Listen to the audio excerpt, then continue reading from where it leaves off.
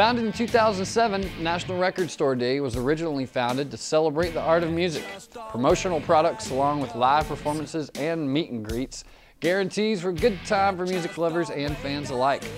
We decided to ask around to see what everyone's favorite record was. Happen to have mine here with me. Radiohead's OK Computer, changed my life. Let's go inside and see what they're up to. Hey, I'm here with Tim, an employee of the Terrapin station. I appreciate you taking some time out of your busy day here on Record Store Day. So you've got some selections here that we want to talk about that are, just some of your favorite stuff too that is around the store. Tell us about it. Okay. First off, we have Chad Van Galen. Diaper Island is the name of the album.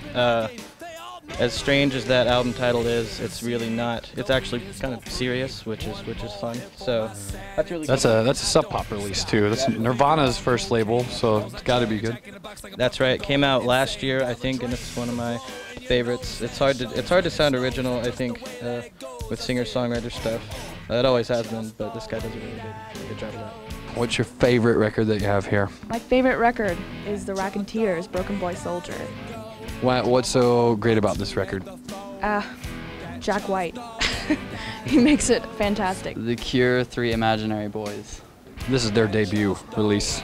Yes, sir. Nice. So what about this record has changed things for you, or what's so special about this record? It's got this raw sound that you don't hear from The Cure, unless it's this record.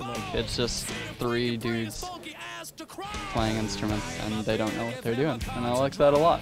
This is one of my favorite records ever. It's Built to Spill live. Yeah, it's the best live album ever recorded.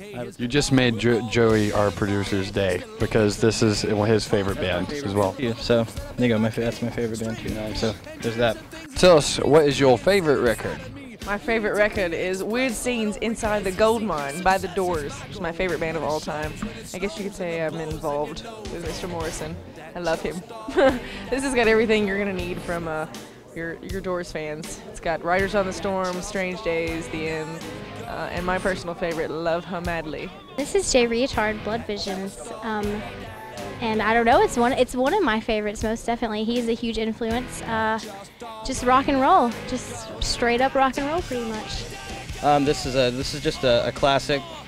Fleetwood Mac, Rumors. Really good late '70s Fleetwood Mac, the cream of the crop. So, and our other producer, Brittany, she's that made her day. So you got a lot of kinds of friends here, making all kinds of friends. I have the Mamas and the Papas, just because I love them. I grew up listening to them since I was a baby, so they're one of my favorites. They're chill, they're good to listen to. All right, so what do we have here? Well, what we have here is Hail to the Thief by Radiohead. It's the first Radiohead album that I actually listened to. My brother gave it to me as a birthday present. Nice. Yeah.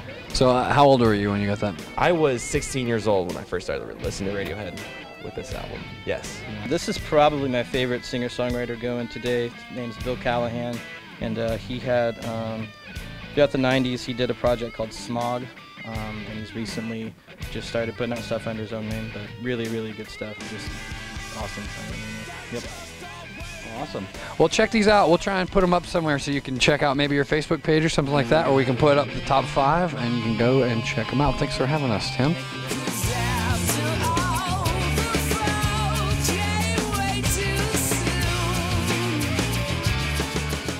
Valerie Hancock, one of the owners of the local Terrapin station, sat down with us to discuss the record industry and the importance of the national celebration.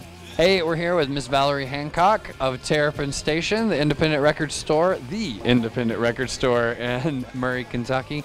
Thank you for being here, Miss Valerie. I know this is... It is a pleasure to be here. Every minute that we are here is a joy and a pleasure. Well, thank you. I appreciate that.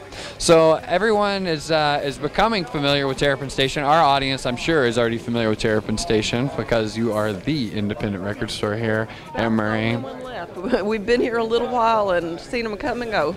Right. So you've been open for 26 years. That's very impressive, because I know a lot of record stores these days find it hard to stay in business because record sales have decreased and things like that. We would not be here if we had not diversified.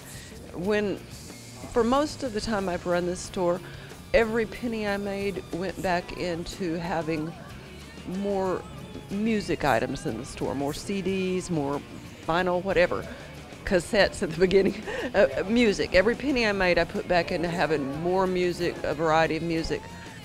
If I had continued to do that, we would not still be here.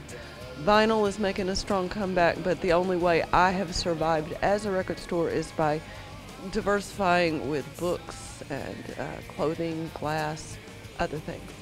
You said vinyl's really making a comeback, which I think is pretty interesting this day and age. What do you think's making the record so popular again?